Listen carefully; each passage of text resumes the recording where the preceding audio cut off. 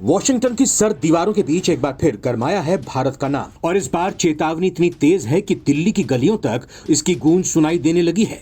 अमेरिकी सीनेट के कद्दावर नेता और ट्रंप की रिपब्लिकन पार्टी के करीबी सीनेटर लिंडसे ग्राहम ने भारत को ऐसा झटका दिया है जिसे आर्थिक परमाणु बम कहा जा सकता है।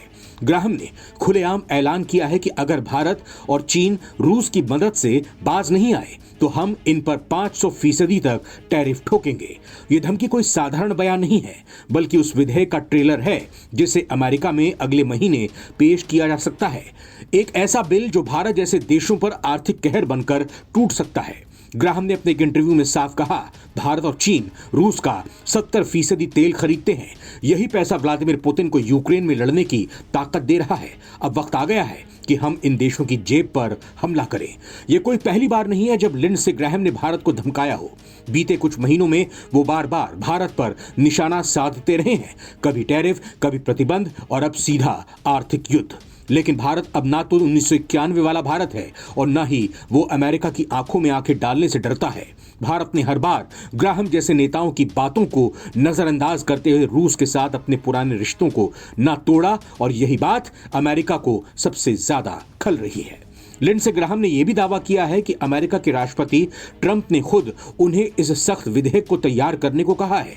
इस प्रस्तावित सैंक्शन बिल से साफ तौर पर कहा गया है कि जो देश रूस के साथ व्यापार जारी रखेंगे, खासतौर से तेल खरीदेंगे, उनके उत्पादों पर अमेरिका में 500% तक टैरिफ लगाया जाएगा। सीधे शब्दों में कहा जाए तो अगर भारत रूस से व्यापार करता रहा तो उसकी कंपनियों के उत्पादों को अमेरिकी बाजार में घुसना भी मुश्किल हो जाएगा। हालांकि बिल में चीन का भी नाम है, लेकिन सीनेटर ग्राहम ने जिस तरह से भारत को बार बार घसीटा, उससे साफ है कि अमेरिका भारत से किसी वफादारी की उम्मीद कर रहा है और रूस से दोस्ती को दुश्मनी की तरह देख रहा है। पर सवाल उठता है, क्या भारत अमेरिका की इस आर्थिक धमकी के आगे झुकेगा? जवाब है नहीं। भारत ने बार बार दोहराया है कि वो अपनी विदेश नीति अपने हितों के आधार पर तय करता है, न कि किसी दबाव या धमकी के जरिए।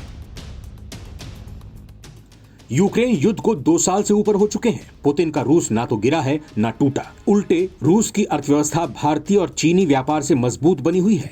ये बात अमेरिका को बर्दाश्त नहीं हो रही। वो बार बार रूस को अलग अलग करने की कोशिश करता है, लेकिन भारत जैसे देश उसकी हर योजना को झटका दे देते हैं।